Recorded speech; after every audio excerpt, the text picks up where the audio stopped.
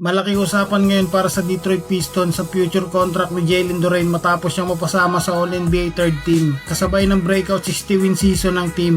Sa edad ng 22 years old, nagtala si Duren ng impressive average na 19.5 points at 10.5 rebounds per game. Dahilan para maging isa siya sa pinaka-importanting player sa Detroit Pistons sa ilalim ni Coach JB Bickerstaff.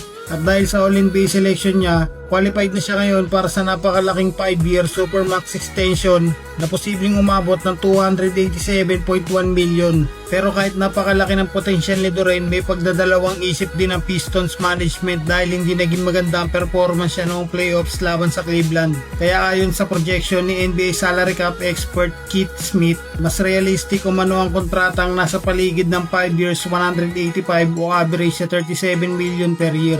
Gayunpaman, naniniwala pa rin ang marami na sulit pa rin bigyan ng malaking extension si Duren dahil sobrang bata pa niya at patuloy na nag-i-improve sa kanyang laro.